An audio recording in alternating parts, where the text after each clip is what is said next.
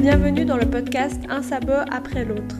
Moi, c'est Mélanie Gobet, je suis journaliste et passionnée d'équitation depuis toute petite. Il y a quelques années maintenant, j'ai découvert l'univers de ce qu'on appelle l'équitation éthologique. Depuis, j'ai rencontré de nombreuses personnes inspirantes qui s'impliquent sans relâche pour que le bien-être du cheval soit au cœur de la pratique de l'équitation. J'avais donc envie de leur donner la parole pour que tous les amoureux des chevaux puissent les découvrir et profiter de leurs connaissances si précieuses. Avant de lancer l'épisode, je voulais vous parler d'Equisens. C'est grâce à eux que j'ai pu organiser un beau concours à Noël et je voulais les remercier. Si vous ne connaissez pas encore cette marque, foncez voir sur leur site ou leur blog. Elle fabrique des objets connectés pour vous aider à progresser avec votre cheval. Aujourd'hui, je reçois Megan Desesquel pour parler de spectacle équestre. Megan fait partie de ces artistes qui me font tant rêver quand je les vois évoluer avec leurs chevaux, en musique et avec de beaux costumes. Je l'ai rencontrée lors d'un stage en Suisse et j'avais envie de lui donner la parole après cette année qui a été si difficile pour les acteurs culturels du monde entier. Je m'excuse d'avance pour le son, mais les petits problèmes de la distance ont rendu l'enregistrement un peu compliqué. J'espère que vous apprécierez tout de même de plonger dans son univers féerique avec ses 4 compagnons de danse avant de pouvoir enfin retourner au bord des pistes pour les applaudir. Bonjour Megan, merci d'avoir accepté mon invitation. Bonjour Mélanie. Aujourd'hui, on va beaucoup parler de spectacle équestre, puisque c'est ton activité principale. Pour commencer, est-ce que tu peux nous expliquer quel est ton parcours dans le monde du cheval et comment tu es arrivée à faire du spectacle avec les chevaux? Alors, j'ai toujours été cavalière. J'ai commencé à monter à cheval quand j'avais 3 ans. Ma famille était pourtant pas dans le milieu du cheval, mais ça m'a intéressée depuis que je suis toute petite. À l'âge de 11 ans, j'ai eu Nino, c'était mon premier cheval. Et puis après, j'en ai eu 2 autres un peu plus tard, vers mes 18 ans. Et j'ai commencé à les dresser pour le spectacle alors que j'étais encore à l'école à ce moment-là. Donc, j'ai eu quelques premiers boulots dans le monde du cheval en tant que palefrenier, par exemple. Et après, ça a vraiment commencé en 2017 quand je suis devenue professionnelle du spectacle en allant en résidence au Haras national de Cluny en Bourgogne. Et donc là, ça a été le début du spectacle équestre en tant que professionnelle. Et aujourd'hui, alors, où es-tu située et pourquoi à cet endroit en ce moment? Je sais que tu bouges de temps en temps. Oui, j'ai pas mal vadrouillé. Bon, là, pour finir, ça fait 1 an et demi que je suis à côté de Châteauroux, aux écuries de la Leuf. Donc, ça va faire bientôt 2 ans. En fait, j'ai rejoint mon conjoint qui est également dans le monde du cheval, qui a beaucoup, beaucoup, beaucoup plus de chevaux que moi. Donc, c'était beaucoup plus simple pour moi de le rejoindre avec mes 4 chevaux à l'époque que pour lui de déménager ses 40 chevaux. Pourquoi le spectacle? Qu'est-ce qui te plaît là-dedans? Alors, le spectacle, je sais pas trop comment dire, comment ça m'est venu. J'avais à peu près 9 ans la première fois que j'ai dit à mes parents que je voulais travailler dans le monde du spectacle équestre. Alors que je connaissais pas plus que ça ce milieu-là. J'ai commencé en faisant des fêtes de club dans le centre équestre dans lequel je montais. Et j'ai beaucoup aimé l'ambiance des spectacles, la préparation des chevaux, les répétitions, etc. Donc après, j'ai été voir quelques spectacles. Par exemple, j'ai été beaucoup au Musée vivant du cheval à Chantilly, que j'aimais beaucoup quand j'étais petite. Et le vrai déclic, ça a été quand j'ai vu Jean-François Pignon en spectacle au Bullrich Jump. Donc il a fait à peu près 1 heure de spectacle et juste avant, il a fait une démonstration commentée où il expliquait un petit peu comment il dressait ses chevaux, etc. Et le lendemain, j'étais avec mon cheval dans le pré, avec un stick, un licol, à essayer de retranscrire sur mon cheval ce que j'avais pu voir la veille. Justement, comment est-ce que tu débutes avec un cheval que tu ambitionnes d'amener en spectacle? Alors, mes chevaux, c'est vraiment des partenaires de vie. Je travaille avec eux toute la journée, donc c'est pas que des collègues de travail, c'est aussi vraiment comme des membres de la famille. Et donc, je suis avec eux du matin au soir, ça permet de créer une relation.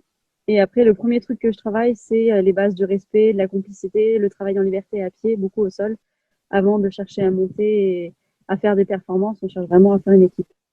Donc, tu prends plutôt tes chevaux assez jeunes les chevaux avec qui tu vas faire tes spectacles, tu les prends plutôt assez jeunes. Oui, souvent, enfin, le plus jeune que j'ai eu, je l'ai eu au sevrage à 6 mois, Mano. Et après, les autres, ils avaient tous autour de 2, 3, 4 ans, pas plus. Et alors, comment on habitue un cheval au public, aux applaudissements, à la pression des projecteurs, à des lieux un peu impressionnants? Bah, alors déjà, il faut avoir une bonne relation avec son cheval. Moi, je travaille beaucoup en extérieur pour avoir un cheval qui passe partout, tout terrain. Et effectivement, il y a des petits exercices qui peuvent permettre d'habituer le cheval. Par exemple, si le cheval est capable de marcher sur une bâche ou dans un gué, de passer dans l'eau, bah, ce sera plus simple pour lui après de marcher sur un sol, une carrière où il y a de la lumière qui bouge, par exemple, etc. Ou on peut travailler aussi avec une enceinte à la maison pour l'habituer à la musique.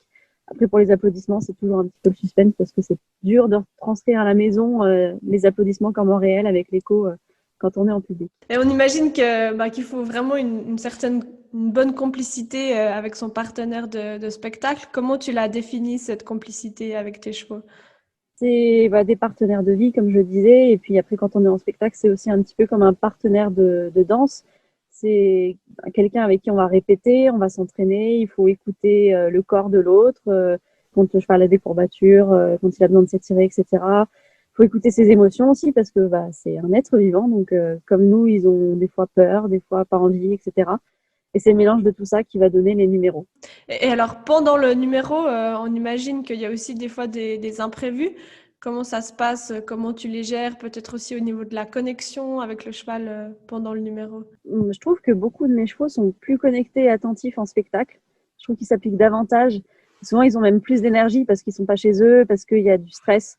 Et l'énergie, ça permet de travailler encore mieux des fois qu'à la maison. Et si vraiment, pour les chevaux, pour qui c'est le début, qui sont un petit peu stressés, j'essaie de faire d'abord des petites pistes ou alors d'aller travailler dans d'autres écuries pour qu'ils voient d'autres carrières, d'autres manèges pour qu'ils s'habituent aussi à travailler ailleurs que chez eux. Et alors, si ça se passe pas comme tu l'avais prévu pendant ton numéro, si le Faut, cheval se déconnecte, comment faut tu gères réussir ça? à garder le sourire et à jouer avec le cheval, le laisser partir s'il a envie de courir un peu, de s'exprimer, de galoper, le laisser faire et attendre qu'il soit plus à même de revenir et essayer de capter le moment où il va dire ok là c'est bon je suis prêt à travailler, j'ai fait le tour de la piste, j'ai vu le public, ça va mieux, maintenant je suis prêt à travailler.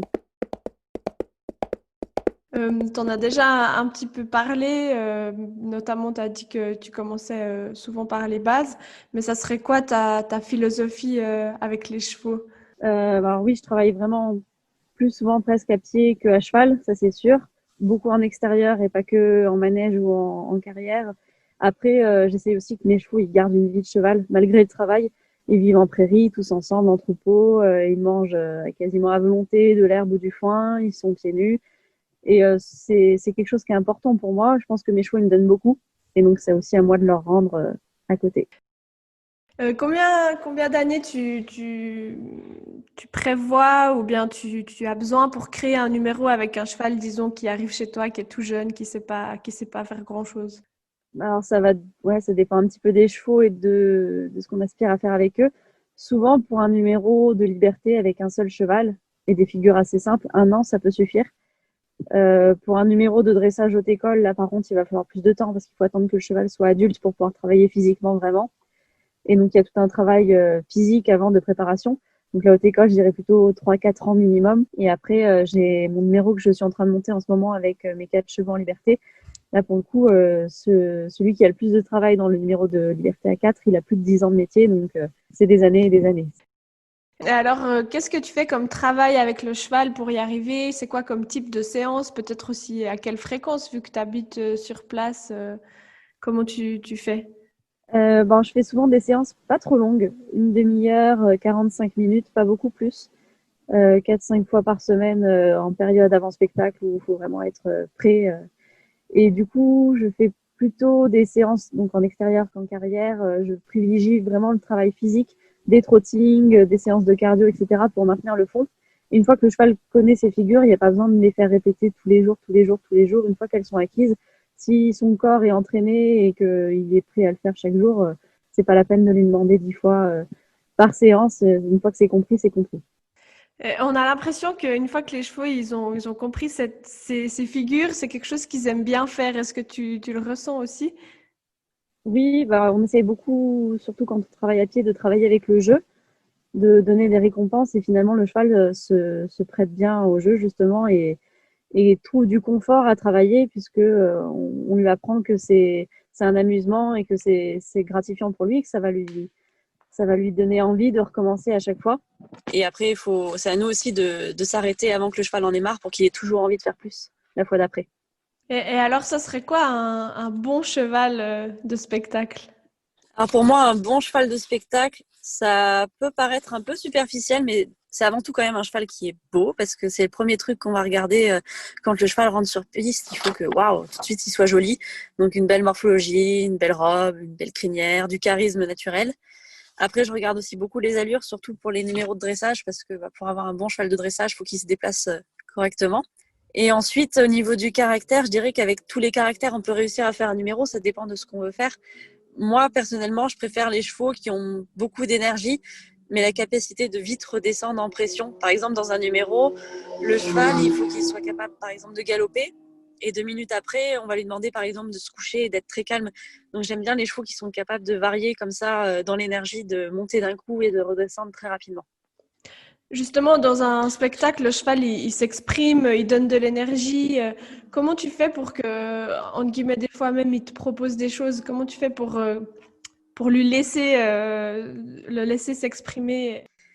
À la maison, quand le cheval propose, s'il sort un petit peu de la direction que j'avais prévue à la base, je cherche pas à le cadrer, à le remettre dans la voie où il était au début. Je le laisse partir des fois un peu sur autre chose, voir ce qu'il a à proposer et récompenser quand il le fait, plutôt que de chercher à travailler sérieusement et carré tous les jours.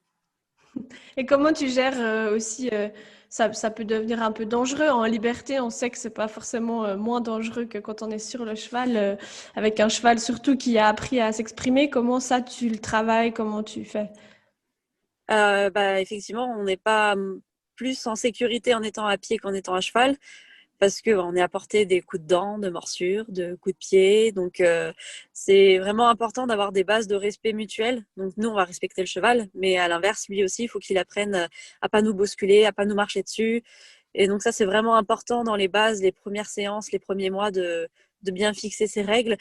Et quitte à être accompagné au début, si on débute dans le travail à pied, de se faire accompagner pour repérer des fois ce qu'on peut ne pas voir quand on débute, les petits signes où le cheval il prend centimètre par centimètre sur notre territoire entre guillemets qui rentre dans notre bulle, chacun sa place. Et toi, pour le débourrage, comme on l'appelle, ou le début du travail, est-ce que tu as une méthode particulière qu'on connaît, type la Sens, Andy Booth, ou c'est plutôt un mix? C'est complètement un mix. J'ai monté en centre équestre quand j'étais petite, mais on n'apprenait pas donc à dresser des chevaux, j'apprenais à monter à cheval plutôt. Et après, je me suis mis à dresser mes chevaux un peu en autodidacte. Donc, j'ai créé un peu ma technique, entre guillemets, à partir de ce que j'ai pu voir avec mes chevaux, de ce que je pouvais voir des fois avec des cavaliers que j'allais voir travailler en spectacle.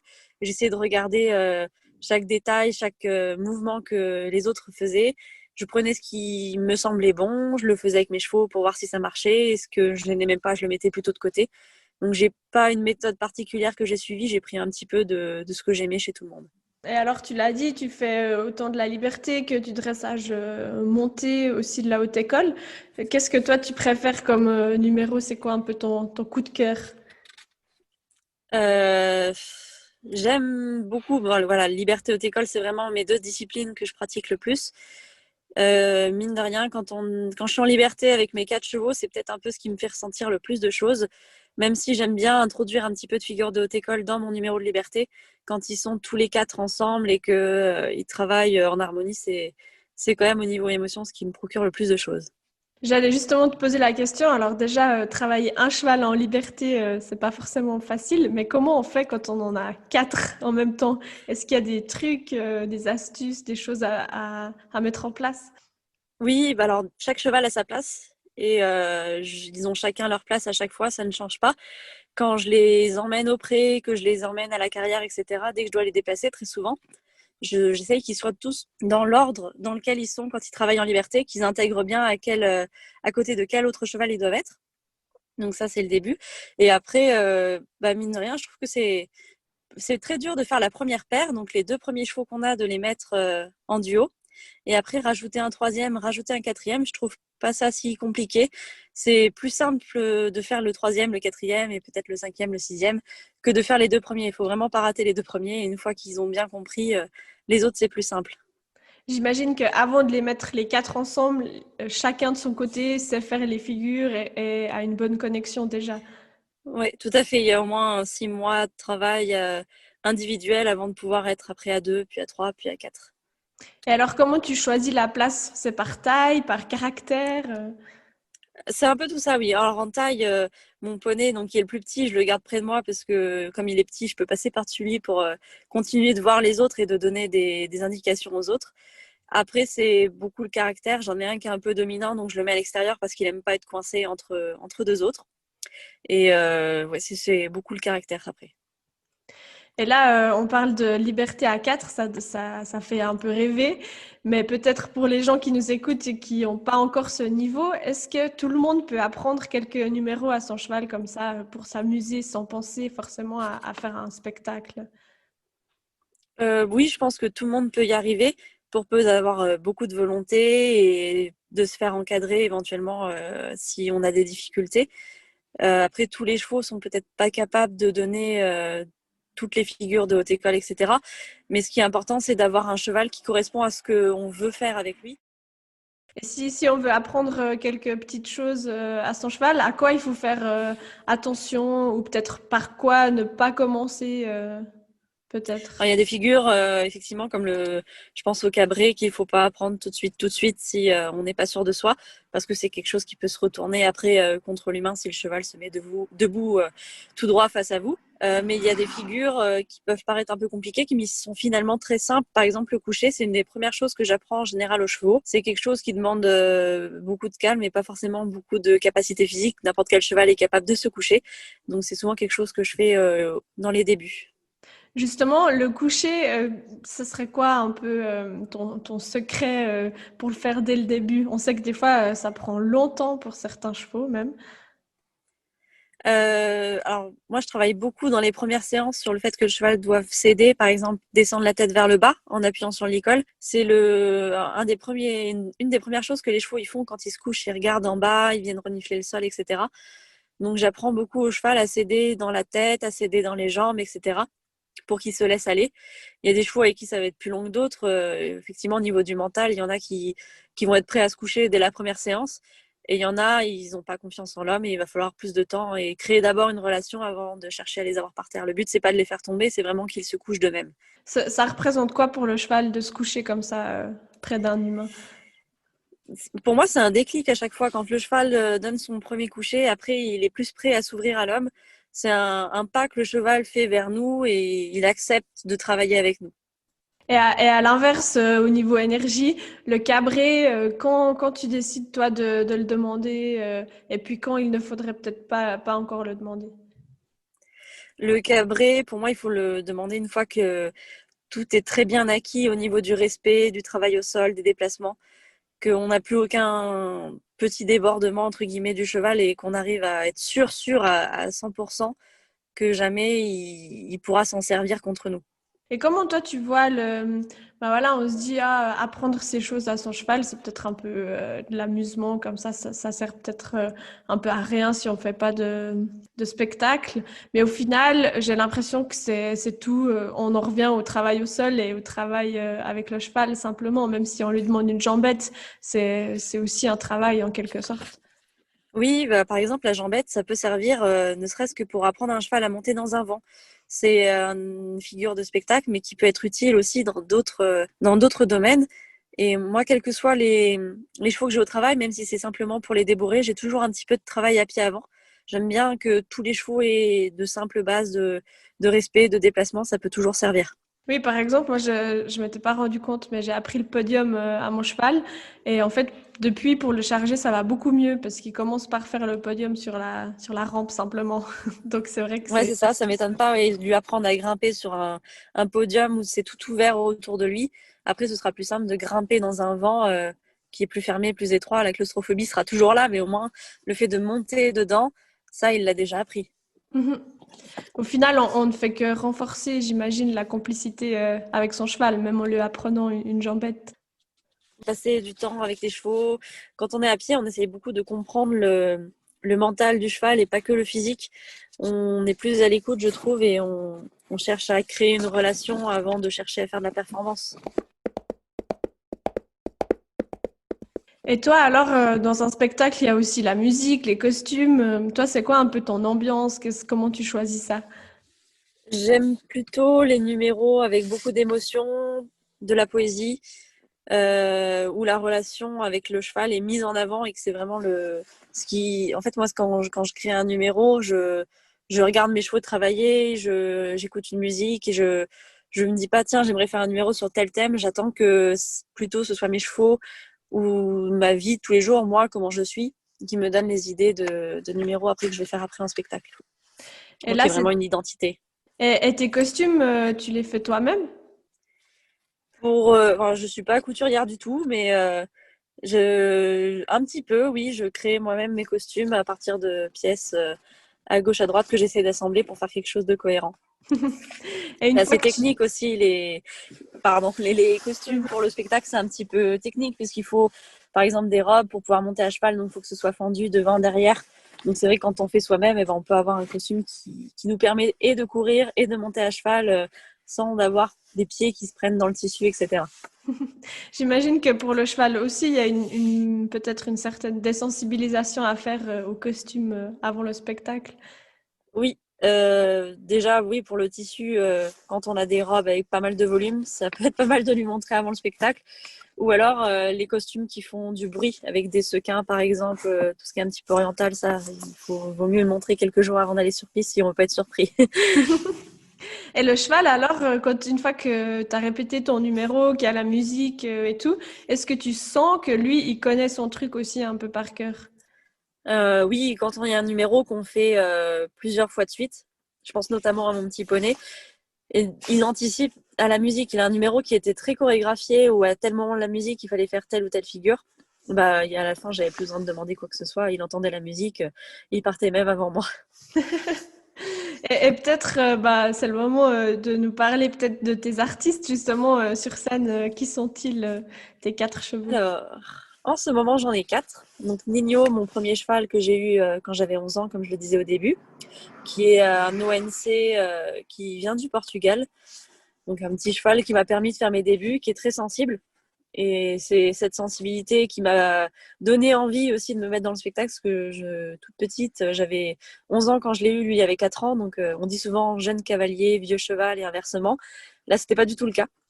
Donc, comme c'était un petit peu compliqué pour moi au début de le monter, c'est ce qui m'a donné envie de travailler avec lui et de réussir à le contrôler, même en toute liberté. Ensuite, mon poney Valentino, c'est un Welsh A qui a 11 ans maintenant. Donc, lui, spécialise plutôt du travail à pied, vu qu'il est petit, que je ne peux pas monter dessus, et des longues rênes. Mano, que j'ai eu à 6 mois quand il était poulain, c'est un pur race espagnol. Aujourd'hui, il a 7 ans, donc il travaille déjà à pied, en liberté, en dextre. Et il commence à travailler aussi un petit peu en dressage. C'est un peu sur quoi je l'axe en ce moment, c'est de travailler plus monté, dans le but de faire la relève de Nino aussi, qui prend 17 ans, 17 ans cette année, bientôt 18. Et le petit dernier, Elio, qui a seulement 3 ans, qui est au NC aussi, typé lusitanien. Donc pour l'instant, 3 ans, il n'a fait qu'un spectacle dans sa vie il y a quelques semaines. Et donc, c'est vraiment un tout jeune artiste qui a encore beaucoup à apprendre. Et puis, ouais, les chevaux de spectacle, c'est souvent des Espagnols, des chevaux sensibles. On sait qu'il y a aussi pas mal de dérives. Comment tu vois, toi, un peu ces dérives du monde du spectacle? Je ne sais pas si c'est forcément lié à l'Espagne ou c'est peut-être international. Même en France, des fois, on peut voir effectivement des chevaux de spectacle qui sont un peu usés, robotisés, qui font tout le temps la même chose, la même séance avec les figures dans le même ordre et qui finissent par être cassés déjà un petit peu moralement, c'est sûr, à force d'être une machine et de devoir faire tous les jours pareil pour satisfaire l'homme. Et aussi physiquement, parce que c'est des figures, demander à un cheval de se cabrer, de piaffer, de faire des quièbres tous les jours, tous les jours, tous les jours, ça finit par tirer sur les articulations et fatiguer le cheval avant l'heure. Moi, c'est pas quelque chose que je recherche. Ça me rendrait pas heureuse d'avoir un cheval comme ça. Donc, c'est vraiment pas ma philosophie de vie. Là, hors période de spectacle, par exemple, mes chevaux, ils sont au pré et il y en a pour qui, enfin, ils travaillent une fois par semaine en balade. quand il n'y a pas de spectacle en vue, ils sont en vacances, quoi. Ils font pas grand-chose à part du gras. Donc, c'est pas trop ma philosophie de vie avec mes chevaux, effectivement. Et alors, qui c'était tes inspirations pendant que tu as grandi? Qui c'est qui te faisait rêver? Qui c'est peut-être aussi qui t'a aidé à former tes chevaux? Jean-François Pignon, ça a été un petit peu le déclic quand je suis allée voir en spectacle. La relation qu'il a avec ses chevaux, qui est un peu une relation d'homme face à un troupeau. Il s'intègre vraiment à ses chevaux. Donc ça, c'est assez magique. Bon, après, quand on est dans le spectacle, on ne peut pas ne pas connaître Lorenzo, qui est encore, pour moi, le meilleur indétrônable avec son numéro. Et à chaque fois qu'il sort sur piste, on a l'impression qu'il progresse encore, alors que pourtant, on pensait déjà la dernière fois qu'on avait atteint le sommet et qu'on ne pouvait pas faire mieux. Bah si, à chaque fois, il arrive à faire mieux.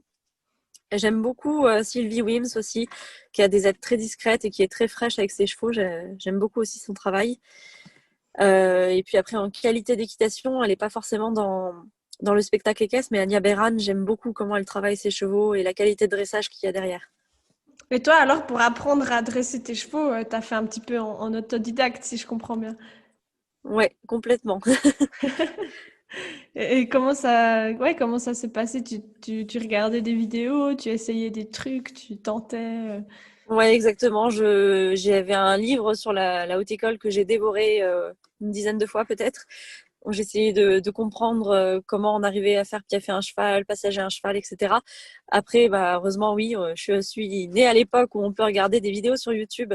Donc, je regardais des vidéos d'artistes équestres en boucle et j'essayais de voir où mettre le stick, comment utiliser le corps, est-ce qu'il faut courir, est-ce que l'énergie était plutôt descendante, montante. Ça, c'était pas forcément facile à voir en vidéo, mais j'essayais de regarder tout ça. Et après, bah, c'est beaucoup de réflexion, hein. J'essayais. Souvent, ça marchait pas, donc il fallait essayer autre chose. Et puis finalement, c'est ce qu'on avait essayé en premier qui a marché, mais c'est juste qu'il fallait essayer un petit peu plus longtemps. Donc, je cherchais un petit peu à tâtons. Mon premier cheval, notre premier cheval, c'est souvent un petit peu notre brouillon, on dit. Et après, bah, le deuxième, ça va un petit peu mieux. Le troisième, un petit peu mieux, même s'ils n'ont pas le caractère. Et du coup, bah, à chaque fois, il fallait trouver de nouvelles solutions pour chaque nouveau cheval. Tu disais justement essayer un peu plus longtemps. J'imagine que pour un numéro ou pour créer certaines choses, il faut vraiment beaucoup de patience avec le cheval.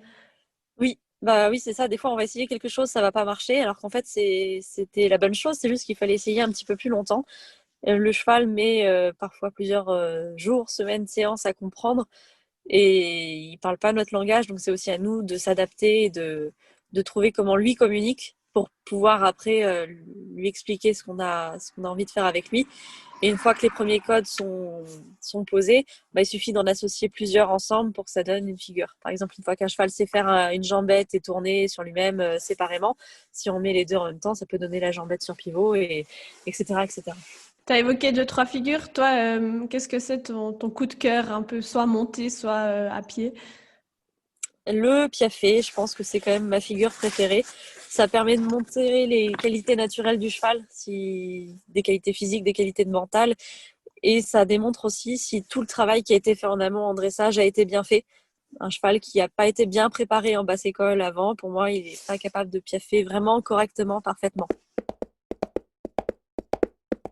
Si on revient un petit peu à ton activité et ton parcours, tu es passé notamment au haras de Cluny, si je dis pas de Oui, c'est bêtises, ça. tu en as parlé au début. Comment c'était l'expérience là-bas? Comment ça se passe déjà pour y arriver? Alors, bah, pour y arriver, j'avais fait déjà d'autres spectacles un peu avant sur des salons, par exemple. Et j'avais envoyé des vidéos au Hara pour montrer les numéros que j'avais déjà créés. Et après, là-bas, donc mes chevaux étaient logés, nourris par le Hara. Et on avait pas mal de dates à faire pour des cabarets, pour le spectacle de l'été, pour des spectacles de Noël, des démonstrations commentées. Donc, c'est assez formateur quand on a des jeunes chevaux, notamment. Ça permet d'avoir un peu de répétition, de pouvoir montrer à un cheval une piste de spectacle sans public au début. Je pouvais par exemple mettre la lumière à mes chevaux si je voulais qu'ils découvrent la lumière, mettre la sono, etc. Et après les démonstrations commentées, c'était assez pratique parce que c'était en tout petit comité, des publics de entre allez, 10 et 30 personnes maximum.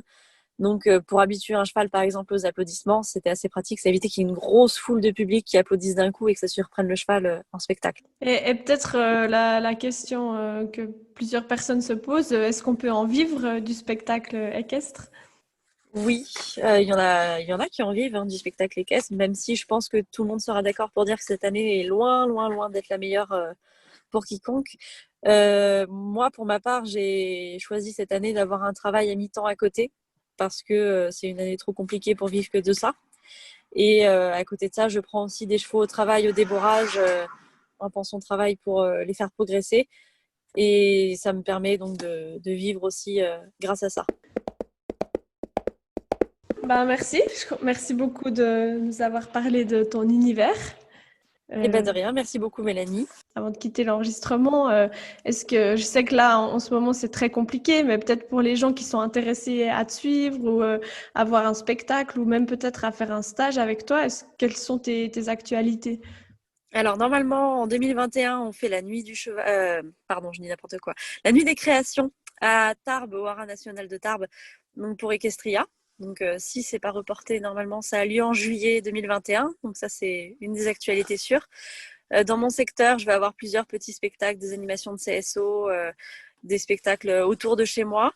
Et pour l'instant, c'est à peu près tout. Il y a d'autres spectacles de 2020 qui devraient être reportés à 2021, mais j'ai pas encore les dates, donc j'ai hâte de savoir tout ça. Et puis on s'était vu une fois en Suisse, tu étais venu donner un stage. Est-ce que c'est quelque chose que peut-être tu referas à l'avenir? Oui, s'il y a la demande, pourquoi pas. Je suis venue plusieurs fois en Suisse pour donner des stages et ça a été un plaisir à chaque fois d'être accueillie là-bas. Donc pourquoi pas si l'occasion se représente. Ok, c'est noté. Merci beaucoup, à bientôt. De rien, à bientôt Mélanie, merci. Un grand merci d'avoir écouté jusqu'au bout. J'espère que cet épisode vous a plu. Et si c'est le cas, n'hésitez pas à le partager sur les réseaux sociaux.